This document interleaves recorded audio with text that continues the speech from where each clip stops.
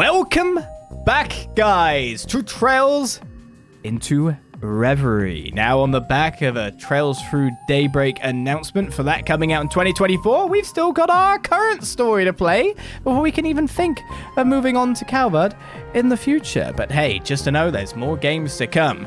Since last session, of course, because Project Orbital Gear 4 Part 2 took us into the really late times, I have farmed out more stuff, as in all of my ceiling stones have been picked up. 1 gold, 3 blue, 3 red. And doing that with 2 other parties got me a couple of things that I'd just like to say. Like, multiple Master Quartz leveled up. Like, Pixie and Sirius reached level 10, and Kusanagi, they all got Ixion Volt. Keeper got level 10, and Murakumo, they all got Albion Wolf. Titania reached level 10, Crescent Mirror. Altair reached level 10, Lost Genesis. Cats and Diva reached level 10 for Chronoburst, and Mercurius reached level 9 as well. Then a couple of people leveled up and got some skills. So Muse got Galaxia Volley S-Craft, which is a 4 S plus at level 2. Joshua got Supreme Phantom Raid, 4 S plus. Ash got Sinner's Revelry 2, 5 S plus. Single target, of course. Tio got Energy Circle 2, Sharon got Shadow Stitch 2, and Kurt got True Whirling Steel. So that's basically what happened since last time. Apart from that, doing 2 extra runs, certain things started to appear from enemies I was defeating. So over here, we've got these shards that started dropping. Graceful Shard, Nimble Shard, Solar Shard, and Slaughterous Shard. A shard that emits a faint glow toward Ren, Estelle, Swin, and Ellie. So we've got those now, too. That's a thing that is now on the board. And then on top of that, from just like chests I was getting here, there, and everywhere, I actually got 2 more recipes from chest 2 inside the corridor. So I don't even think I'm going to be able to like finish the recipes from our patrols in the future. So I got cocktails for Shangri-La Spring and Tom Yong-gung, if I can say that anywhere near correct. I do not know, which adds 2 more recipes to our list. A gap and 3 more gaps. There's 4 gaps. So I'd assume, considering the position of these, and that was from a daydream, that maybe these aren't recipes from the game. I don't know, but this one might be. We'll have to find out. Now, we will start with all that recap today with a gold ceiling stone, and then we're going to read the remaining chapters because we missed our bedtime story, and we've got to read it at some time. Ceiling stones unsealable. Of our book, 3 more chapters to read. So a gold ceiling stone in our hand. Who is our next character?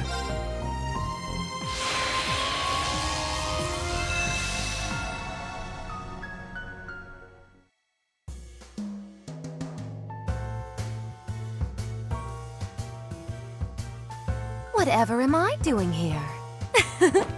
Well, I won't fuss over the details. I am Ouroboros' Azure Abyss, Vita Clotilde.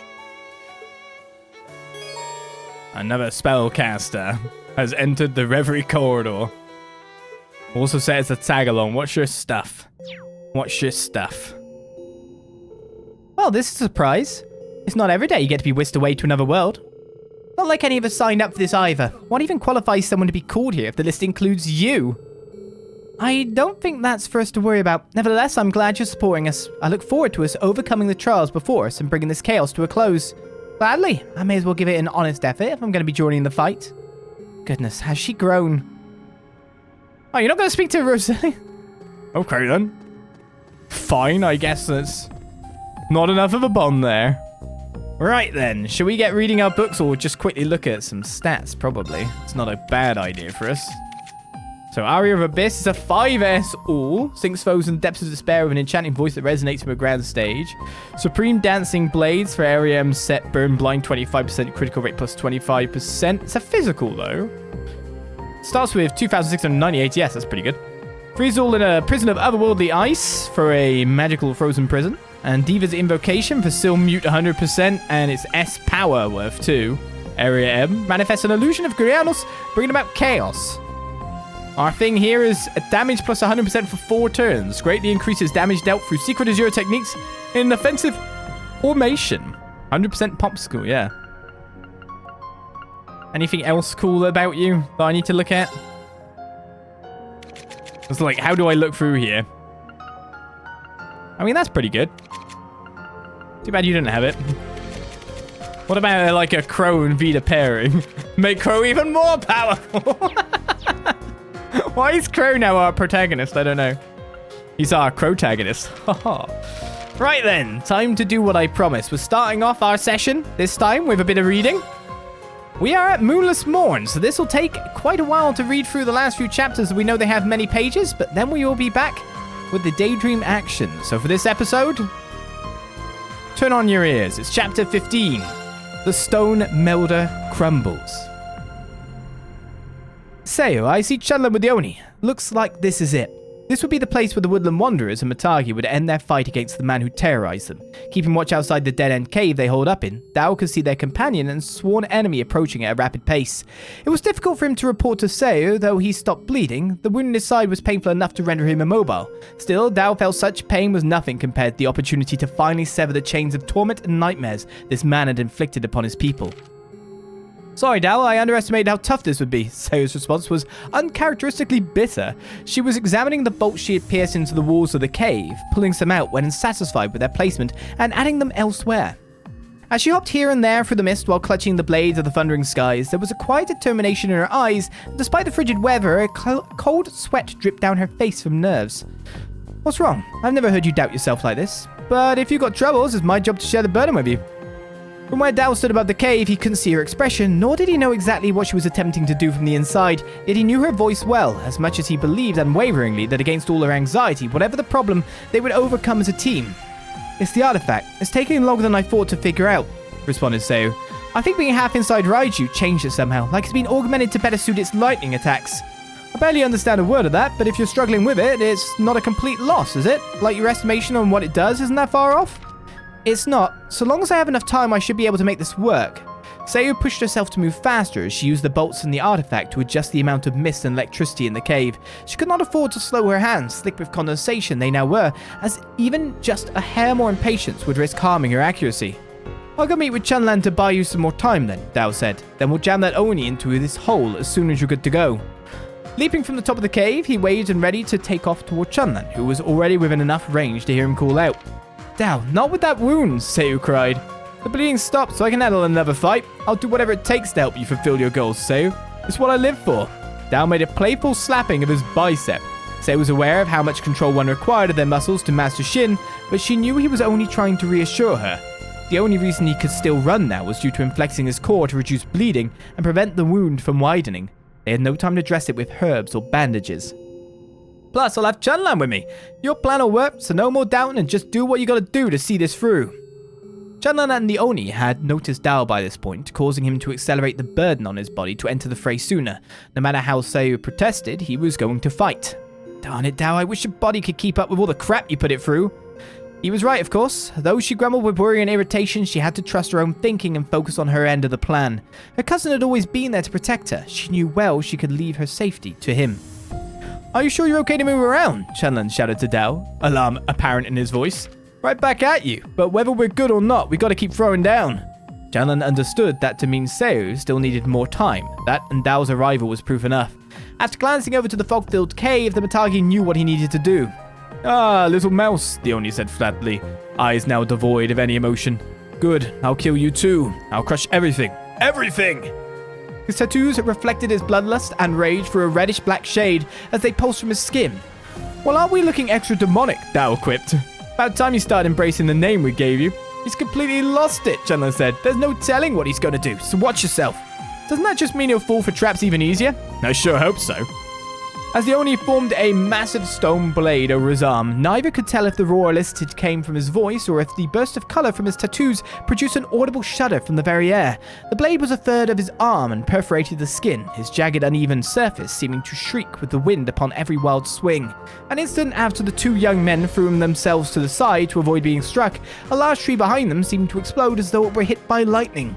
Dao couldn't believe his eyes. What is this? Has he been hiding this kind of power the whole time? I wager he didn't use it because of the strain it puts on his body, but I don't think we can afford to just sit here and wait for him to self-destruct. The Oni was being driven by bloodlust, and only bloodlust by this point. Though the light had faded from his eyes, his body was being pushed to new limitless heights by the madness burning within. Chunlan could feel it was the kind of rage that would not stop until everything around him and beyond was reduced to ash. Even if we could, I don't have that kind of patience. Let's just beat the hell out of him, Chunlan. Right here, right now. Way ahead of you. As if to signal the start of the official battle, Chunlan fired off a shot at the flesh where the Oni's right hand melded into the weapon. A useless act as it had been blocked by a stone wall now formed around his left hand. Guess we'll have to deal with those damn shields. Still on point with the most annoying things even when he's lost his marbles. Well, if you can't sneak in with little hits, we'll just have to use his big swings against him. On it. It appeared the stone merging into his flesh was beginning to restrict the Oni's breathing, but through blood-soaked swings he continued to fight with his blade. Get down! His next strike was horizontal. Both felt their hair being tugged by the chaotic winds as the edge passed over their heads. Dao then took this moment as a chance to counter. His stomach's wide open. Time for some payback. No, Dao, not yet! But Dao persisted before Chunlan's shout could stop him. He transformed all his pain into anger, unleashing it all into a single attack at his foe's exposed torso. And another! The first blow was immediately followed by a roundhouse kick at the Oni's leg. However, the one sent flying this time was not the demon, but Dao. Even after throwing all his weight into the sweep, the Oni still had more than enough power to launch small but tremendous counterattacks with his left hand. Come on, Dao sputtered between coughs after landing. You're telling me he's just as fast on his feet even when he's out of control? If you can still block bullets, of course he can counter a kick, Chunlan spat with exasperation. When I said use his big swings against him, I meant we should control where he goes. Look. The ground at the Oni's feet appeared as though a deep footprint shape had been dug out of it. He was swinging massive amounts of rock much heavier than himself with unfathomable, unmanageable power, and with each swing he was naturally spun around by its momentum. The enemy followed with a third attack. Chunlan jumped in the opposite direction of Dao and toward the cave where Seo was waiting. The fog was getting progressively thinner. We bought her a good amount of time so far. It can't be much longer. That's right, doesn't matter how we get him there, this ends the same way. Dao bounded before the Oni to feign a foolish frontal attack. Good of you to line up for the slaughter, howled the Oni as he lashed his blade downward, cutting nothing as Dao dropped the feint and jumped nimbly away. Can't believe you fall for something so obvious. I hate your guts, but I might start feeling bad if this keeps up. Don't get cocky. If you eat one of those, you're done, so no messing around. Chunlan's warning was followed by several shots to seal the Oni's movement. The Oni aimed a counter toward Chunlan, but he had calculated the time between the attacks and dodged with ease. The Matagi and Woodland Wanderer continued their pattern of baiting, attacking, and dodging counters. Baiting, attacking, and dodging counters again, with each heavy swing bringing their target closer to the cave. They repeated it until they heard a clear, bass sound that signaled to them that Seo had exited the cave and the end of the battle was near. That's the conch. Seo's ready. Chunlan noticed that the fog had completely cleared from the cave. Come on, Stone Melder, into your grave you go. Standing prominently with arms spread at the mouth of the cave, he taunted one last attack out of the demon. Instead of swinging again, the Oni let the blade crumble and leaped for his prey using the rocky shield on his left arm instead. One last pusher, Chunlan muttered under his breath, yet he did not flinch in the face of this direct assault. At that moment, words from Seo through the vagabond flashed across his mind. Hit the unexpected with the unexpected. So Chunlan did just that. Rather than counter the Oni's barreling strike, Chunlan stood still, took a deep breath, and rolled backward into the cave. Dao! Got it! Dao dove in behind them, and after grabbing Chunlan's arm as he lay entangled in the Oni's grip on the ground, unleashed Shin. See ya, rocks for brains. It's the end of the line for you. The Oni doubled over and fell, releasing his grip just as Dao used the momentum of the attack to pull himself and Chunlan safely back out of the cave. Your rampage ends here.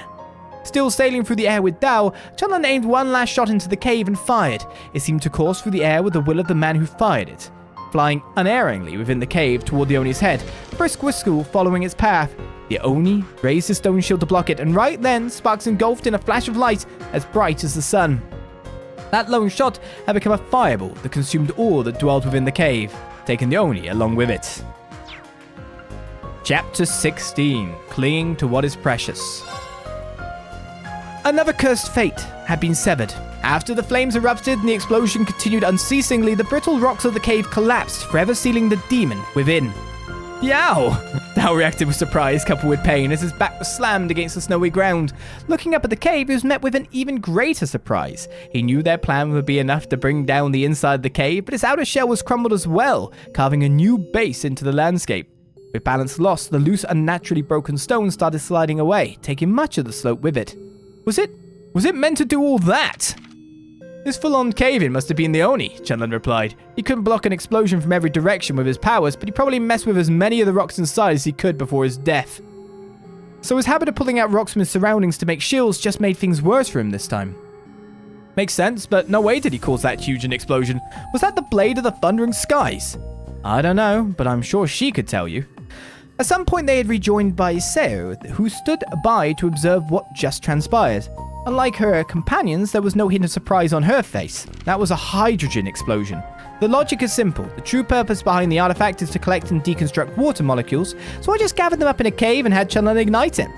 So, Dao cried with joy, you're alright? You heard it all? I have no idea what you just said, but as long as you're okay, I'm okay. In one ear and out the other. What about you, Dao? Are you okay, even after using Shin again? Dao reacted with a grimace as though the question reminded him he was indeed severely injured. All around him, the snow was dyed a deep red. Dao! Damn, guess the wound opened up, he grunted. Can't believe I screwed up this bad. It's okay, I think. The wound's only opened up a little bit, but that doesn't mean you're good to move around just yet. Lay back for me. Yeah, sorry, but thanks. Seo procured some herbs and bandages from her pouch. Chunlan wanted to help, but as he tried to sit up, he was overcome with a wave of exhaustion and numbness in his legs and fell right back down. Not you too, Chunlan. I'm fine, he reassured Seo. I think all the adrenaline from fighting is just catching up to me. I'm nowhere near as bad off as Dao.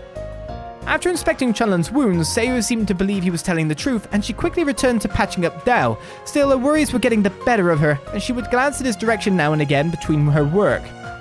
I really am fine. Just let me rest for a bit, he said, voice weak with an overwhelming drowsiness. If you don't have any medicine to perk me up, then I'll just sleep for a bit. It's not like I'll die or... Chunlan trailed off. As his vision dimmed, he could have sworn he could see two people he recognized behind Seo as the sunlight peeked from over her shoulder. The snow beneath him, cold as it was meant to be, felt more akin to a warm bed as he drifted off to sleep. A few hours later, Chunlan was awake and leaning with Seo in the shade of a tree as they watched the sun continue to rise. Though they weren't looking at one another as they spoke, gazing into the same sky in peace gave them a deeper sense of connection than doing so ever would. I wish I could have learned what the Oni's deal was, Seo mused. I still have a whole lot of questions. And I wish I could tell you, Chunlan responded. But I will say that toward the end, I did feel kind of sorry for him. It felt like something was pushing him to a point where there was no turning back, even if he wanted. You thought so too, though I suppose it's all a moot point now. He attacked and we defended ourselves. That was all. Dao slept soundly near a pile of straw the two managed to put together. According to Seo, the worst was over and he would recover. At the same time, they both looked over to the collapsed cave along the slope. There was no sign of movement.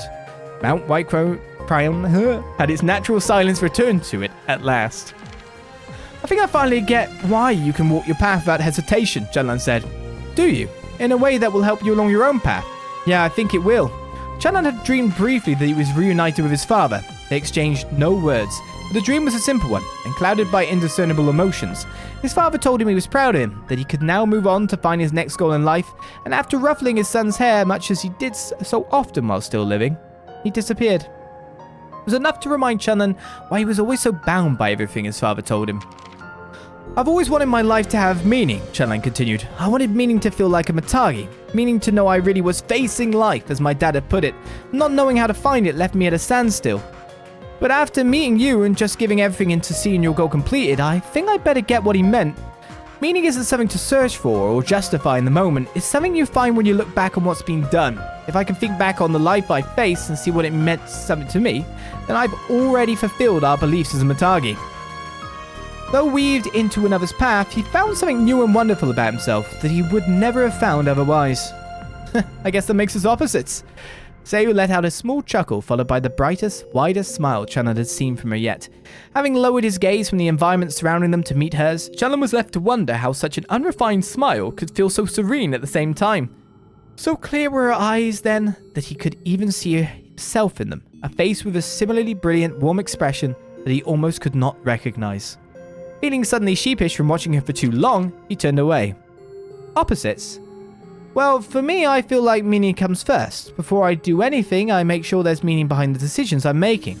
Well, we really are just as opposite as you can get. Since Seo had faith that her every action would be worth something, she never had to look back and wonder if what she had done was worthwhile. Chunlan, however, thought it better to look back at what was done and glean a new, more solid foundation from the path already forged. I'll always be stuck in the past, I guess, he whispered. I don't think that's true. Seo pointed his attention to the blade of the thundering skies.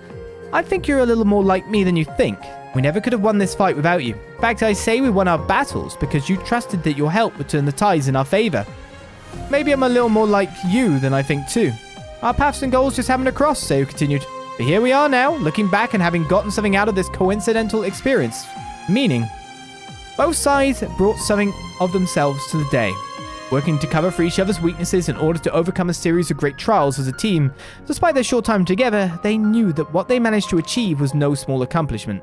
So it sounds to me like you were able to find what you were looking for. Kind of. Chunlan did have an answer, but he felt it was one among many possible answers to be discovered, yet for now at least it was enough to give him a direction to start walking. Not sure if I'll be able to stick to the path I've found the way you guys have.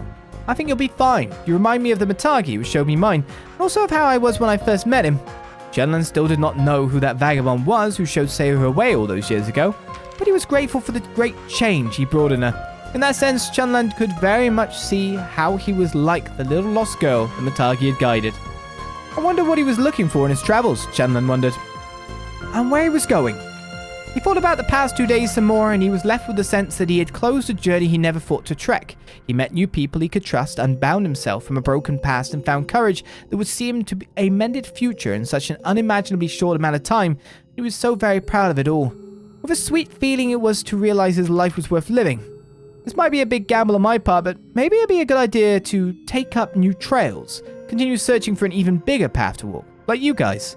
And so Chunlan decided he would take his first steps toward the future. There was no firm road to guide him, but he trusted with most certainty that the beaten path walked would look incredible when he turned back around to admire it.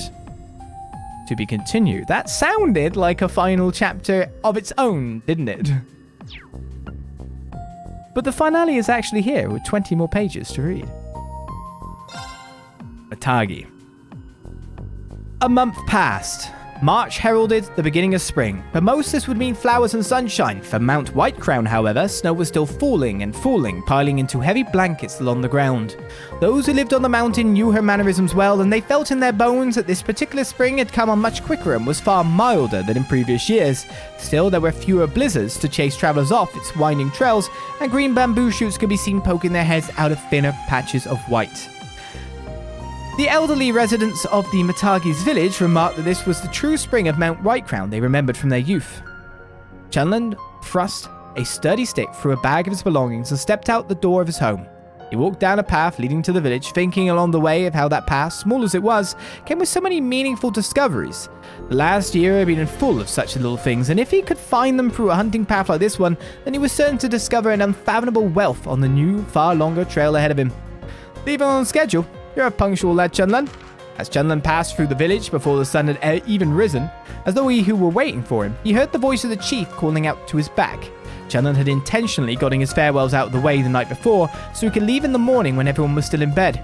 You should still be asleep. The goodbyes were what yesterday was for, Chief. You think an old man like me can't rise and shine this early in the morning? The chief harrumphed. I spent many a long adventurous night out camping for wild game, you know. I could get up early for something this important. I know this isn't quite what you were hoping for, but I think I'll be a better man for it. So thank you for that, really. Chunlan was long overdue to say this to the man, for it had been too long since he expressed his gratitude, and the times he expressed it were too few on the whole. Even as he said it, he was relieved it was still too dark for the flushed expression on his face to be visible. He always felt that the elders saw him as a burden. He was the last of his generation in this village, a pedigree youth trained by his father, the previous chief, who had himself been trained by a Mitagi of legend. What a waste of potential he was for his lack of confidence or direction in life. Surely they begrudged him being their final option as the next to carry on their will and would be glad to see him gone. When he announced his desire to leave, all of them, led by the chief, worked their hardest to convince him to do otherwise out of genuine want for his presence. It wasn't until he explained his motives that they agreed the journey would be an excellent character-building exercise for their future chief and welcomed the idea with warmth. It is often said that children are unaware of just how precious they are to their parents, and Chunlan now imagined this to be the case with him and the village. Hoped for? You found your pride as a Mitagi. That's more than what I could have hoped for. Your father and Master Kyun would also be very proud. I'd like to think that. Thank you, Chief. I promise I'll find a way of giving back to this place after everything is given me. Chunlan felt the village needed to bet on the winds of change. He was nowhere near ready to lead as the next chief. But if he could continue cultivating meaning in life worthy of that high station, he was confident he could be part of ushering in a new age for his people. Last month, I was able to put something behind me after years of stagnation, he told the chief. I acted as a Matagi to save others and upheld our ways to eliminate that which threatened it. I want to find more of what changed me then in the rest of the world. Ah, you were less stagnant than you realized. You haven't changed all that much in my eyes, even. You think so? Chenlan was caught off guard by this. He was certain he would be told how much he'd changed in so short a time. To him, his horizons had expanded far beyond anything he had known before, transforming him into someone unrecognizable from the man he was. You've never been able to ignore someone in need. All we did last month was just that. I'd say it was perfectly in line with how you've always been. It was true. It was his very instinctive habit that had been the catalyst for him to meet the young girl and start this whole adventure. If there was in fact a connection between his impulse to help others and his constant struggle to find meaning in his meager existence, then perhaps he really had changed very little. I almost forgot to say, the chief began, a noticeably lighter shift in his voice now present to account for Chenlan's downcast gaze. The preserving of Raiju's body is almost finished. Are you sure you don't want it? It was No. You and your father's goal for so long. You have every right to claim it. Oh, that. True to tradition, once it was confirmed that the Oni was no longer a threat, the Matagi had retrieved the corpse of Raiju and stuffed it. It was a method of displaying that the danger had passed and the mountain had continued being protected from impurities by human hands. It was also a great symbol of pride, as the Matagi were always quick and sure to assign the glory of an arduous kill. Are you sure it's alright to leave it in the village square? It's fine. There's no space for it in my house, and besides, I hunted it to cut ties with it and my past. Then the rest of us will be sure to take good care of it. It will make for a wonderful reminder of how you protected us for generations to come. Chenlan gave a small nod of approval. If his old regret could be transformed in such a way, then he welcomed it. Well then, I'm off. Now, with no such heaviness to weigh him down, his greatest worry was how much meaning he could absorb in the great wide world to make his own. Would he find anything at all? Would he meet his newfound companions who changed so much of him again? Would they see how much he had grown after what he would come to learn? Casting these bubbling thoughts of anxiety aside, Chenlan turned away and departed. Even if many an obstacle or trial arose from his new path, he knew he possessed the means to overcome them. After all, he was a Matagi. He could face whatever life had to throw at him. You take care, Chenlan. We'll be waiting for your return, the chief said to himself, standing and watching till he could see the young man's back no more.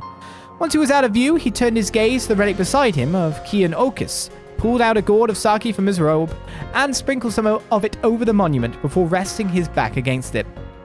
I don't know if you remember his face, Kian, but the son of your disciple just left saying the same things you did. The smile on the chief's face was different from the one of support he had shown Chenlan. With not a youthful grin, but closer to a nostalgic grin often worn in his youth as he thought back to his younger years. You said this whole continent was one big mountain, that we were merely at one of its summits, and to discover what truly was to be faced in life, we needed to discover all it had to give us.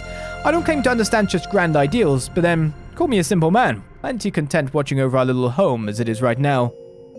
The relic sparkled as it bathed in the light of the morning sun. You took down Raiju and even a demon. The way he is now, I think he'll more than understand what you meant by the end of his journey. Chenlan had seen off Seiyu and Dao 2 days after Oni's defeat. As soon as their wounds were healed, they felt it their duty to rejoin their people, let them know the threat that long plagued them was no more, and make their way to their shrine. He found it strange just how much he learned about them when he reflected back on that brief 2-day period of recovery. There they had been, forced to uncover one another's combative strengths and weaknesses out of necessity, placing a deep trust in one another that would ordinarily take years to develop. And then there they were, the storm that brought them together having passed. It was upon this respite that both sides realized they hardly knew who the other was at all. They then gathered around the table as friends, teaching each other their ways in detail. From there, Chenlan learned much about the Woodland Wanderers beyond what he saw in that book, as Seiyu and Dao listened with gripping interest about the many traditions of the Matagi around them. These conversations sparked his desire to depart. There had been a reason Seiyu walked her path, something behind her unshakable faith that her every action along that path held meaning, that stemmed from the vagabond Matagi in the book he gave her.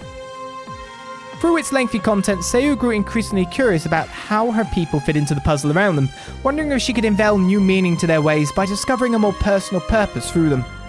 Chenlan hoped for much the same. If he could discover more about himself through the new path he was choosing to walk, would he too be able to return home a more complete person and put his experiences to use?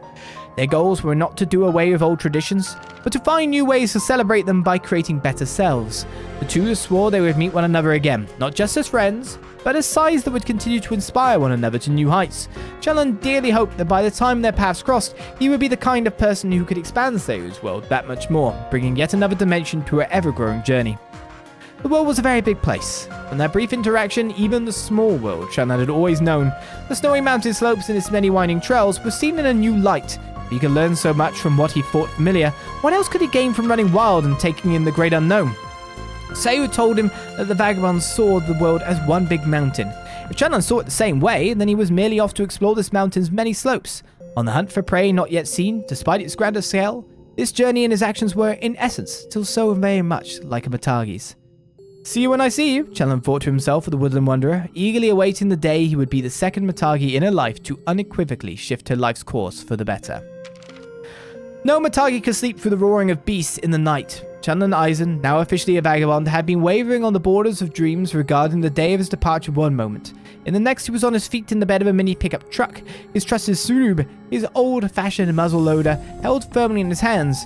Every surrounding truck that made up a caravan had skidded to a similar halt, their cargo bed passengers being jerked awake from bumpers being smacked in minor collisions from the unexpected stop. Chenlan scanned the surrounding area for any irregularities, picking up on the source quickly, a slough of unidentified bears surrounding the truck leading the caravan. With incredible haste, he then leapt from the bed of the truck and rushed forward to assist them. He could have sat in silence and waited for the danger to pass while admiring the tiny peak of Mount Whitecrown still visible in the far-off distance, but that simply was not who he was. His instinctive habit of diving headfirst into helping others persisted even beyond the home he left behind. Once something he thought of as patronizing or unnecessary, he now fully celebrated it for the experiences it could gift him in retrospect. His journey had only just begun. To where on this mountain Chenlan would go, he did not know. All he could say for certain was that by the time he reunited with his heroic friends somewhere along its meandering slopes, he would be a prouder self for it.